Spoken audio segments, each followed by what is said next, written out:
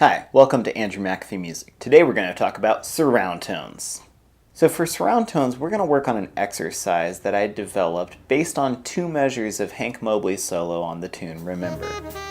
This is by no means the only example of this pattern in jazz, it's just the first one that I transcribed. After becoming used to this concept, I started hearing it all over the place. The idea is to start with a chord tone on an offbeat, then play a chromatic lower neighbor and a diatonic upper neighbor before returning to that chord tone on the next downbeat. We'll start by playing this surrounding each note of a scale. Now, when I play this in an ascending scale, I like to use the upper neighbor first and the lower neighbor second. However, when I'm descending, I like to play the lower neighbor first and the upper neighbor second. So let's try this on the A-flat Ionian mode.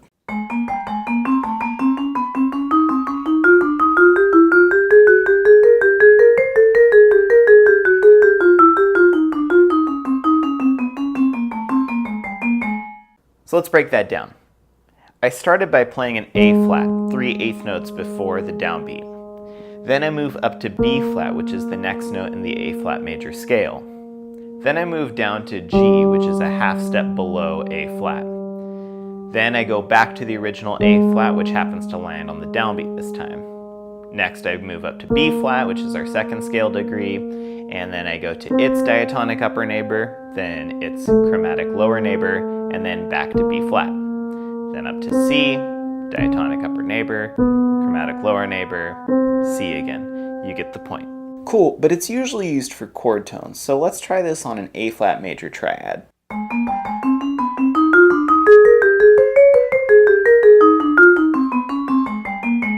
Alright, now let's try surrounding the notes of a B flat minor triad. For our diatonic upper neighbors, we're going to be thinking about the Dorian mode in this case.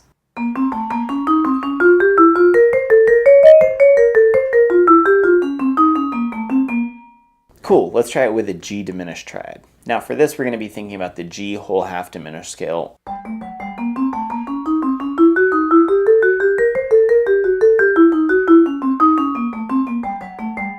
Okay, let's try it on an E flat augmented triad. For this we're going to be thinking about the whole tone scale, so each of our diatonic upper neighbors will be a whole step above and our chromatic lower neighbors will obviously be a half step below.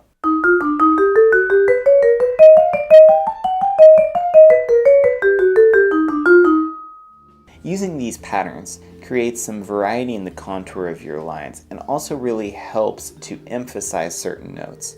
I always think of it as an ornament that really warms up the sound of a certain pitch. That's all for this time. Thanks so much for watching, and if you like this video, please remember to comment, like, subscribe, and also stay tuned for more videos. See you next time.